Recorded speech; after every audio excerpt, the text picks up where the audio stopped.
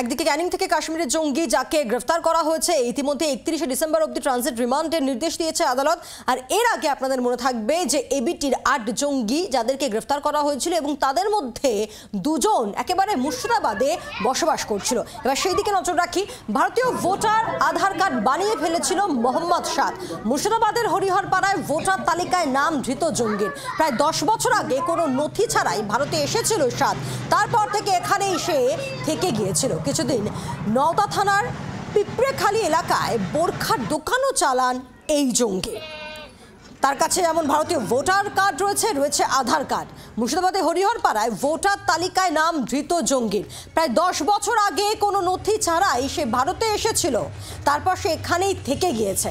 কথা বলবো সোমা মাইতি, আমাদের সঙ্গে রয়েছেন আমাদের প্রতিনিধি টেলিফোনে। সোমা, অত্যন্ত গুরুত্বপূর্ণ, কারণ কি নেই এই জঙ্গির কাছে? ভারতীয় ভোটার কার্ড, আধার কার্ড সবটাই আছে এবং সে 10 বছর আগে কোনো নথি ছাড়াই এখানে এসেছিল, তারপর সমস্ত কিছু বানিয়ে এখানেই বসবাস করতে থেকে গিয়েছিল। কি কি জানতে পারছো?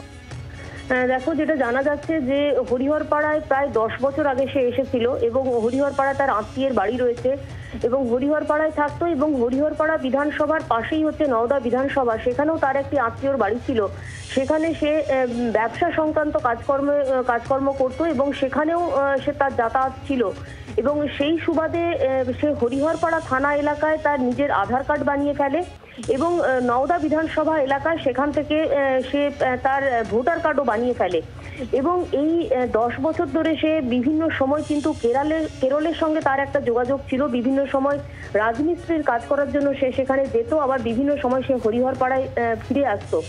ফলত পুলিশ আজকে এই ঘটনার পর জানাজানি হওয়ার পর পুলিশ তার বাড়িতে যায় এবং তার পরিবারের লোকজনকে জিজ্ঞাসাবাদ করে যে সে কিভাবে বাংলাদেশ থেকে এসেছিল এবং যেটা জানা যাচ্ছে তার পরিবারের লোকজন যেটা জানাচ্ছেন যে পাসপোর্ট ছাড়াই সে বাংলাদেশ থেকে আসে এবং সে মূলত এখানে কাদের সঙ্গে মেলামেশা করত এবং তার সে কি ধরনের কাজ করত এবং সে বিভিন্ন সময় যে কেরালাতে যেত এবং যখন সে ফিরে আসতো তারপরে এখানে সে কি করতো, অর্থাৎ সমস্ত বিষয়গুলো তার পরিবারের কাছ থেকে পুলিশ এই মুহূর্তে জানার চেষ্টা করছে।